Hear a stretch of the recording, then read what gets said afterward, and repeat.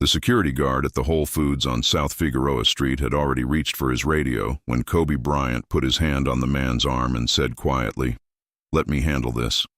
It was 7:40 in the morning in February 2001, 3 days before the All-Star break, and Kobe had stopped at the store on his way back from a workout that had started at 5, because 5 was when the building opened, and 5 was therefore when he arrived. He was wearing a gray hoodie and basketball shorts and the kind of unremarkable clothes that very famous people sometimes wear when they want the world to extend them the courtesy of pretending not to recognize them, which in Los Angeles is a courtesy that people have learned to offer, because the alternative is an entire city that cannot function normally around its most visible inhabitants. The woman was standing near the self-checkout area with a bag of groceries that she had not paid for, and was not going to pay for because there was nothing in her pockets that would have made paying possible. She was somewhere between 25 and 30, though the particular kind of exhaustion she was carrying made the number less legible than it would have been under different circumstances. She was pregnant in a way that was visible and advanced, the kind of pregnant that changes how a person moves through space, that makes every physical action a negotiation between the body that existed before and the body that is being asked to contain something additional and enormous. She had a jacket that was not warm enough for February in Los Angeles, which is not a city known for cold, but which in February at 7:40 in the morning produces a chill that a jacket of that weight does not adequately address.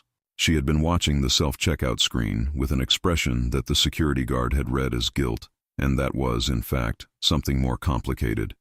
The expression of someone who has made a decision they understand completely, who knows the difference between right and wrong, and who has arrived at a place where that difference has been temporarily overridden by something more immediate and more physical than moral categories. The bag contained bread, a jar of peanut butter, a container of orange juice, and a bunch of bananas.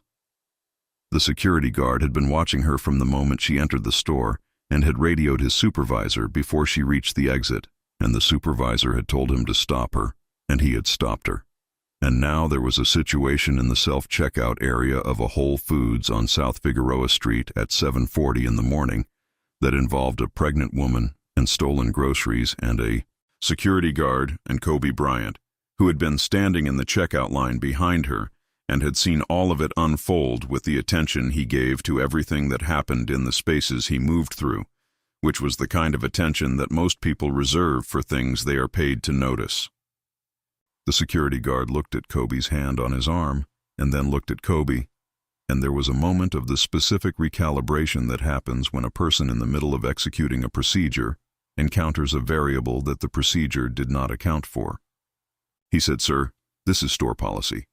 And Kobe said, "I understand," and there was something in how he said, "I understand," that communicated that he understood more than the policy, that he understood the situation in a way that included the policy but was not limited to it, and that what he was asking for was not an exception to the policy, but a moment to address the situation in a way that would make the policy irrelevant. The security guard did not remove his hand from the radio, but he did not press the button either. Kobe turned to the woman. She had not moved from where she was standing, which said something about her that the situation itself confirmed.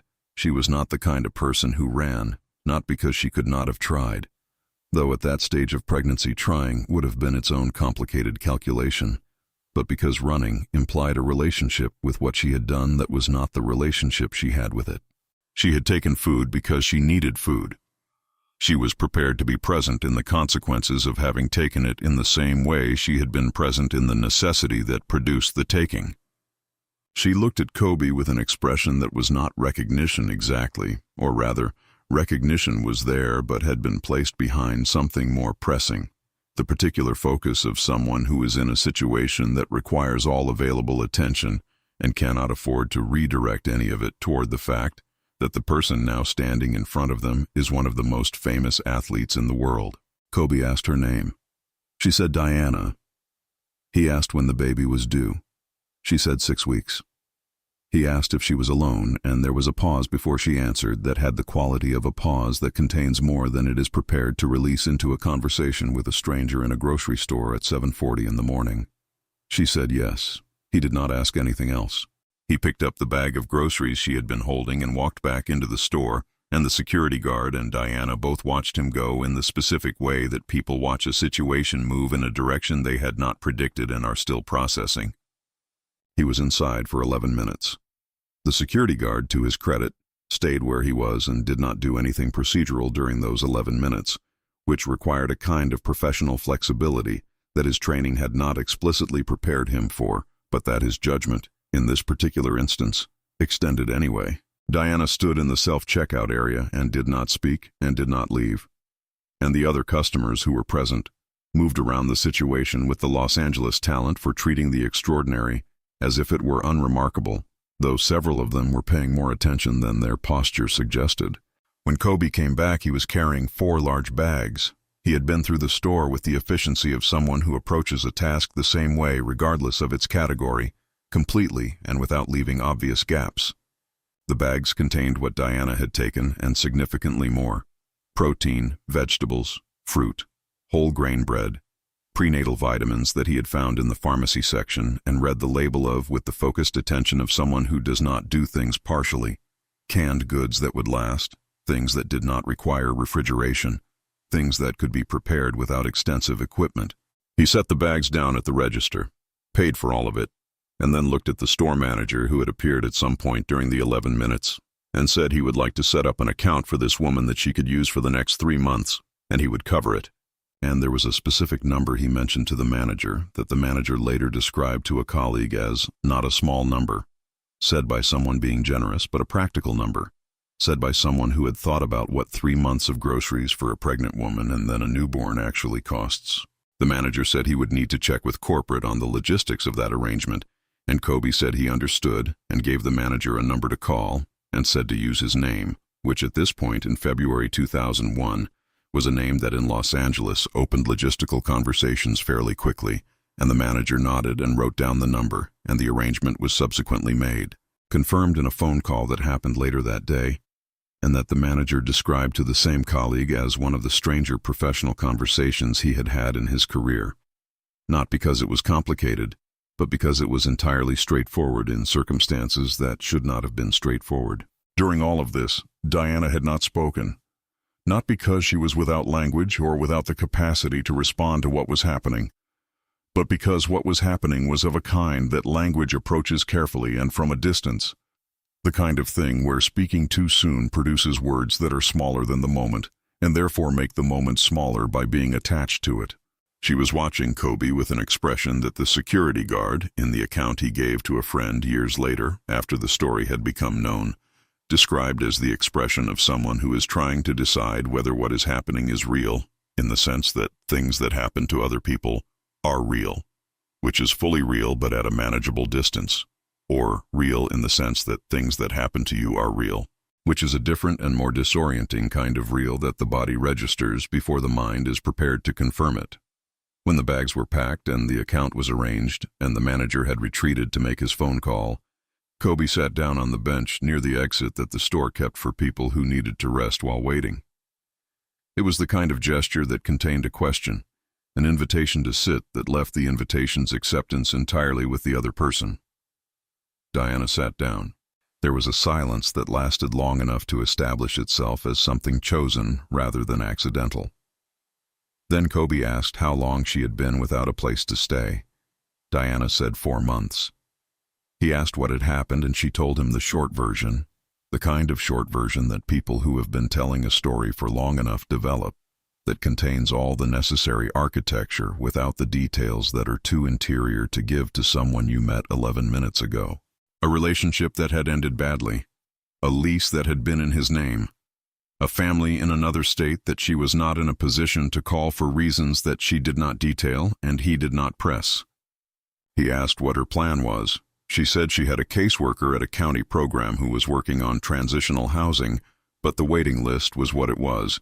She said there was a shelter that allowed pregnant women, but the rules about curfew made it difficult to hold the part-time job she had been managing to keep until 2 weeks ago, when the pregnancy had reached a point where the physical requirements of the job and the physical requirements of the pregnancy had become incompatible. She said this plainly, without the shape of a request, in the manner of someone presenting facts as facts, rather than as the foundation for an ask. Kobe listened without the impatient quality that people who are in a position to help sometimes carry, the quality that pushes toward the solution before the situation has been fully described. He listened the way he had listened in the tunnel to Marcus, the way he listened when he was not performing attention, but actually paying it. He made 2 phone calls from the bench. The first was brief and involved a name and an address, and the phrase, "I need this handled today," which, in the vocabulary of someone with the resources Kobe had in February 2001, was a sentence with specific and practical implications. The second call was longer and more detailed and involved information about the county program Diana had mentioned, and a question about whether a private contribution could accelerate a position on a waiting list in a way that was procedurally appropriate. And the answer to that question was yes, in the qualified way that such answers are yes, when the person asking has the resources to make the qualification irrelevant. He ended the second call and told Diana there would be a place available in a transitional housing program by the end of the week, a program with medical support for the final weeks of pregnancy and the early weeks after, and that the financial component of that placement had been addressed. Diana said, "Why are you doing this?" It was not an ungrateful question. It was a genuine one, the kind of question that comes from someone trying to construct an accurate understanding of the world they are living in, because the world she had been living in for 4 months had been operating according to a logic that did not include what was currently happening, and the discrepancy needed to be accounted for. Kobe was quiet for a moment in the way that he was quiet before answers that mattered. Then he said something that Diana repeated in the only interview she ever gave about that morning, given to a journalist in 2016 who had spent 8 months finding her after the story had surfaced through the security guard's account and spread with the gradual momentum of stories that people find difficult not to repeat.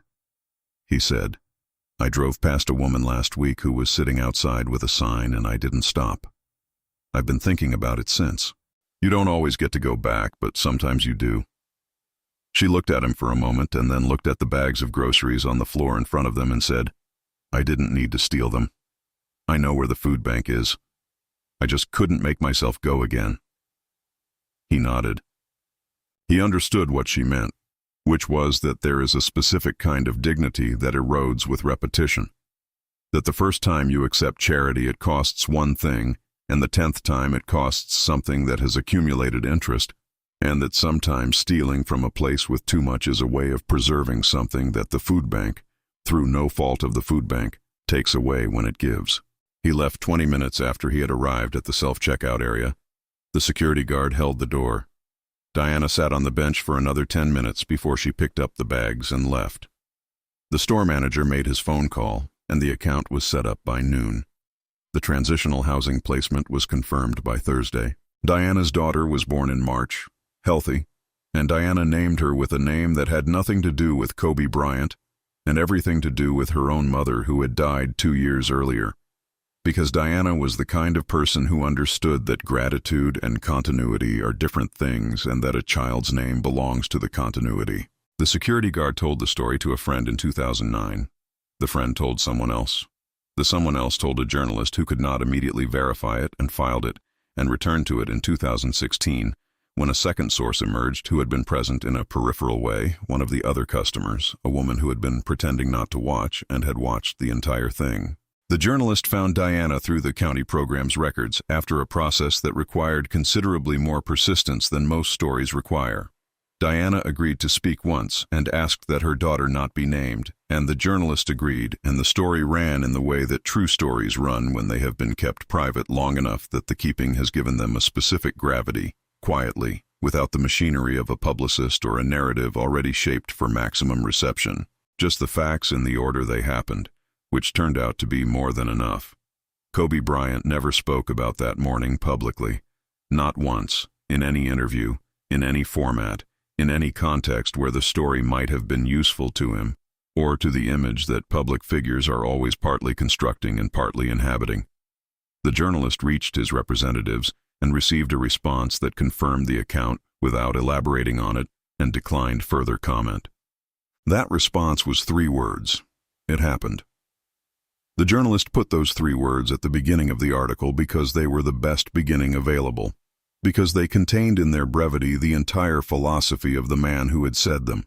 The philosophy of someone for whom a thing done is simply a thing done, complete in its doing, requiring no additional architecture of explanation or display. It happened. 3 words that in their refusal to be more than they were managed to be, somehow, exactly enough.